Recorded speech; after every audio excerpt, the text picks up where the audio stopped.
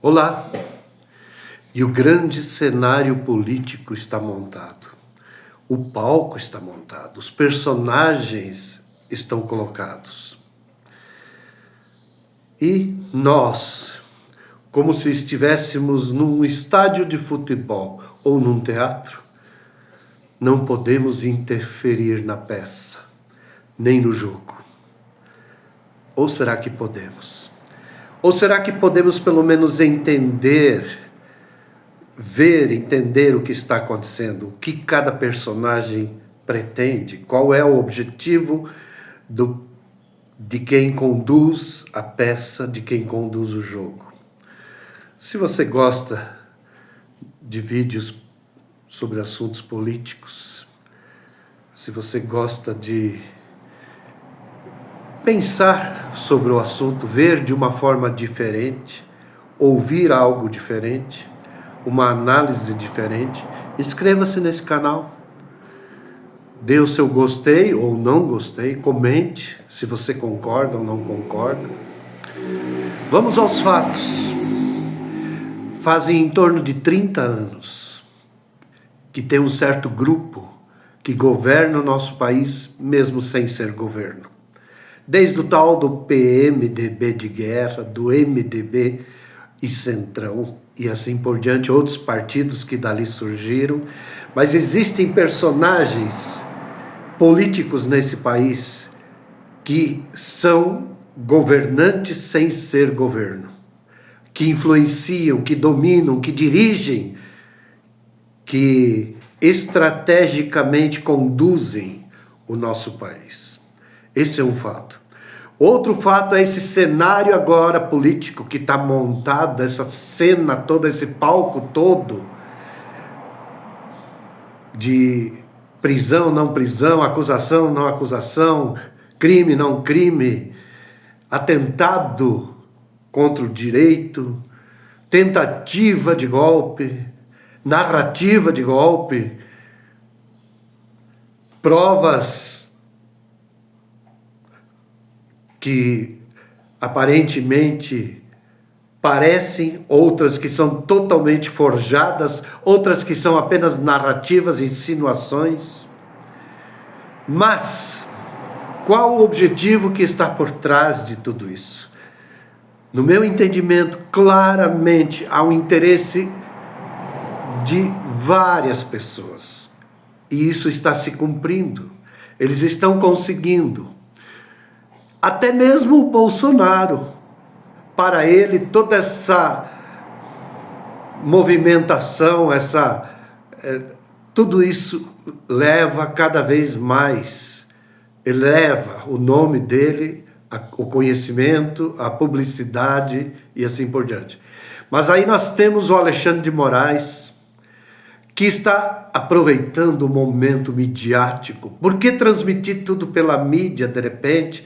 Por que segurar na primeira turma, quando nem era para ser? Porque ele claramente disse que gostaria de fazer tudo. Acusar, trazer provas, condenar e assim por diante. Qual o objetivo? O objetivo é o grande momento de fama, pelo menos em primeiro lugar, ou talvez nem em primeiro lugar, mas esse é um dos objetivos. O grande momento midiático que isso traz já vai para a história. Já vai para a história. Possivelmente como um Haman da vida, para quem conhece a história de Haman. Mas o que mais está por trás? Aí nós temos o presidente da Câmara que, para ser eleito, promete pautar a anistia. E depois fica titubeando, às vezes faz de conta que vai pautar, depois não pauta, depois enrola, depois demora. Qual o objetivo? No meu entendimento, ele está esperando o tempo certo, o momento exato, para de fato pautar a anistia e ficar como herói. O cara que pautou, o cara que anistiou, o cara que fez acontecer. Então nós temos o presidente do tribunal que claramente quer ficar famoso e já está famoso e talvez seja famoso como um dos maiores vilões da história brasileira, tá? E não como herói, como alguns ou a maioria dos esquerdistas ficam, eu gostaria de dizer aplaudindo, mas eu vou dizer relinchando, tá? Mas ele está se tornando um herói. Falem de mim, falem bem ou mal, falem de mim. Ele está aproveitando esse momento, essa janela de fama. A mesma coisa, Hugo Motta, ele está aproveitando a janela de fama, todo mundo rodeando, questionando, perguntando, vai pautar a anistia? Não vai? Ele está esperando o momento certo para ficar famoso, para sair como herói da história. Aí nós temos alguns líderes dos partidos que também ficaram em cima do muro, que também não se coçaram, não se posicionaram. E agora, de repente, eles estão para se posicionar, ou já se posicionaram, entre eles até mesmo o Tarcísio. E agora, então, de repente, parece que vão pautar, apoiar e aprovar a anistia. Todos têm o seu momento de glória. Todos têm o seu momento de fama. Todos saem como grandes heróis. Será? Qual é o objetivo? E por que Davi Alcolumbre também não se manifesta, não participa, não toma postura, ou toma postura contrária, mas já está sinalizando também a favor da anistia? Por quê? Por interesses próprios? Porque tem o tal do rabo preso, como falam? Ou Motta também? Sim, também. Mas será que é esse mesmo o fato, o objetivo, o motivo? Será que não é o que eu falei? Apenas momento de fama, momento de glória, politizado, politicamente estratégico. Eu acredito nisso. Eles jogam o jogo, eles são que nem presos que não trabalham e por isso tem muito tempo para pensar, para matutar, para ficar criando estratégias.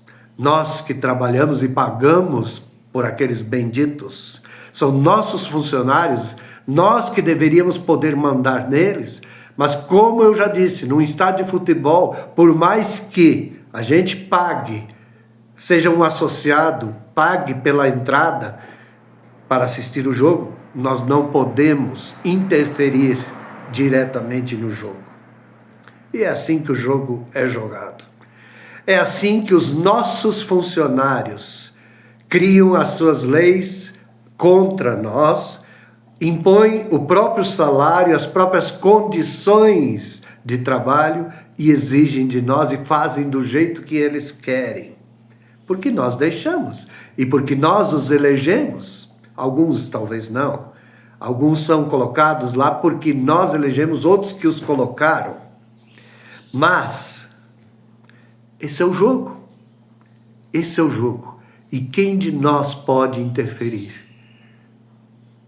Nós podemos. Existe uma maneira de interferir. Existe uma maneira clara, objetiva e proveitosa e que dá resultado. É aquilo que o apóstolo Paulo falou para orar pelas nossas autoridades. Orar por eles. Interceder pela nação.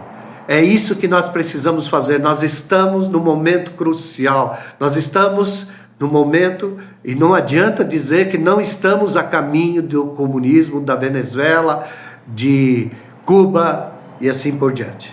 Porque nós estamos sim. E para quem conhece sistema não quer saber dele. Mas tem muita gente que aplaude, que aprova, que apoia e que um dia vai pagar caro por isso.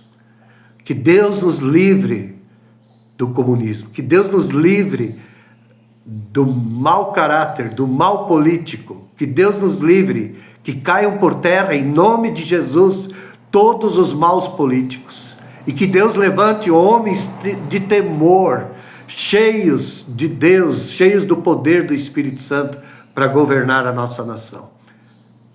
Em nome de Jesus. Se você gosta, se você concorda, inscreva-se no canal. Deus te abençoe.